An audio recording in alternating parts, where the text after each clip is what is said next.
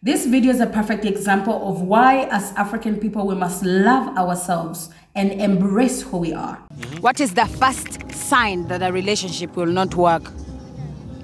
If she can't speak good English. If you can't speak good English, then actually, even when I'm vibing you and your English is not giving, it's a dead end. It's a dead end. But as African ladies, we must drop our Africanacity and our languages just to impress you in a white money language. I'm going to take you on a honeymoon to London. You want to be ordering for pizza in Uganda? You catch me like a rat. But imagine someone telling you nkwagala. It doesn't sound nice to you. It sounds very local, by the way. If you tell someone, I love you, that's so beautiful. Nkwagala, Ompisa Commando. Hi guys, welcome to my channel. My name is Natkuna Esther. To my new subscribers, hi, welcome. Thank you so much for the love and support. And for those of you that have been here since day one, I really appreciate you guys. Thank you so much for being with me.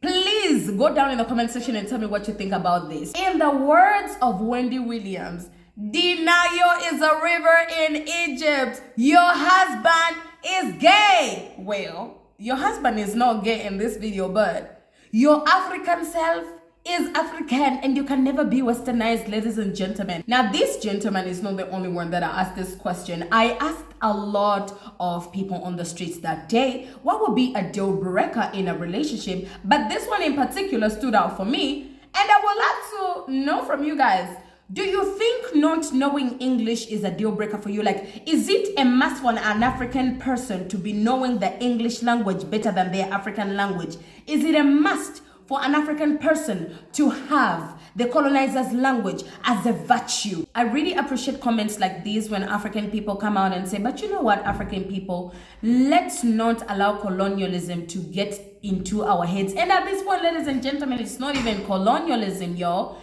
This is self-denial. Like, I really have a problem with African people that deny who they are just so that they can please other people. And let me tell you something, ladies and gentlemen. In my country, Uganda,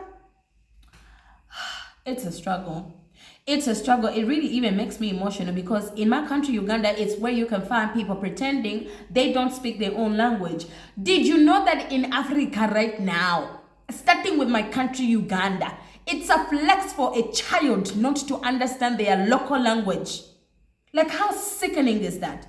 Parents in my country, Uganda, they take pride in their child speaking English, not being able to speak their mother tongue. Parents do not speak their local languages with their kids in the household.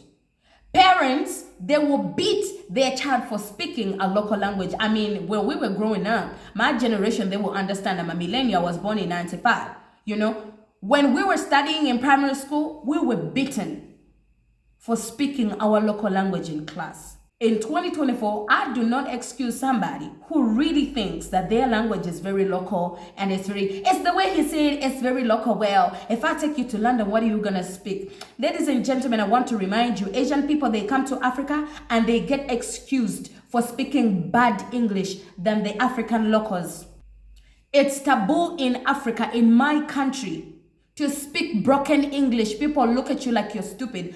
I can speak isiZulu, I can speak Tswana, I can speak Swahili, I can speak English, I can speak Luganda, I can understand Sutu, I can speak a little bit of Sepedi, and I can understand a little bit of Korean. But let me tell you, ladies and gentlemen, I'm a girl who stopped studying in primary 7. I don't know how high school looks like.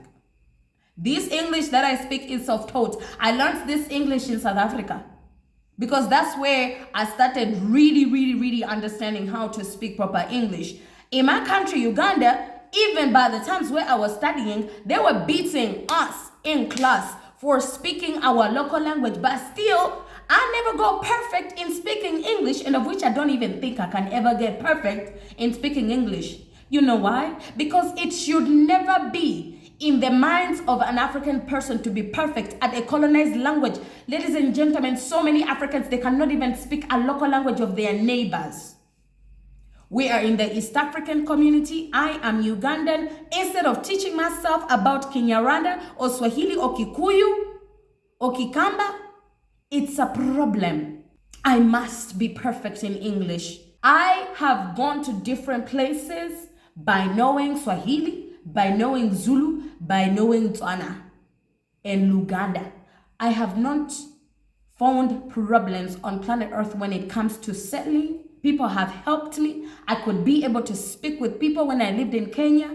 When I went to Tanzania, I could be able to speak with people. It was so easy for me to go around African countries because I could understand some of the languages on the ground. But tell me how in 2024, ladies and gentlemen, we are taking pride in denying our own selves. Why are we taking pride in denying our own selves as African people in 2024 that if a woman cannot speak good English, is not good enough for me? Ladies in the comment section, they were going on like, well, if also a man is not perfect in English, like, what do you mean you cannot say nakupenda? What do you mean nakupenda sounds bad to you?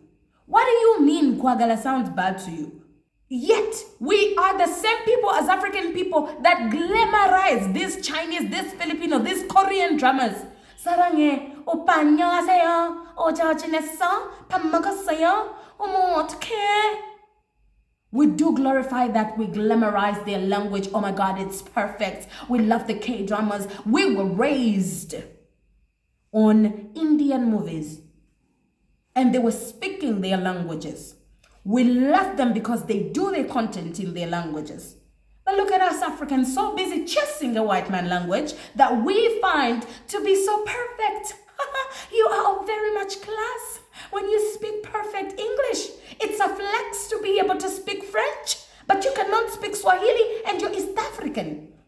Tell me why a person from Namibia, a person from South Africa, a person from Lesotho, Swaziland, a person from Zambia and Zimbabwe, why should they glamorize Islungu of Afrikaans or French before they glamorize isiZulu? Because that's the language that binds them together. I mean, ladies and gentlemen, in Swahili, you can connect Luganda, you can connect isiZulu, you can connect Shivenda. But tell me why we are not glamorizing those local languages that make us who we are, truly Africans. Why should we glamorize the white man's language? It sounds like a battle, ladies and gentlemen. I was here to vent today, but from me to you, African people, I got a message for you. African people, let us start loving ourselves because this video is gonna get you pissed to the core. Every time you think about this video, I mean, it sounds so sarcastic and funny. Of course, when I was on the streets asking these questions, I was like, but like, when I sat down and I internalized it, I was like, it's actually a thing. It's actually a thing that people really hate themselves. We should never be like that, African people. You want to tell me you have a child who was born and raised in Uganda? You have a child who left Uganda to go to the UK when they were 15, but you want to tell me now they're 18, they cannot speak their languages? It's a problem in African societies because we glamorize umlungu more than us. And shame upon the African parents that find it afflicts that their child, my child cannot speak Luganda. I mean, speak English to my child. Excuse me.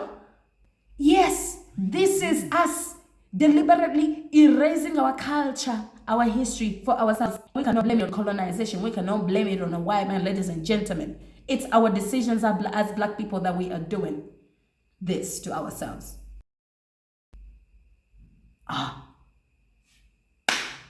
Wahala is a river.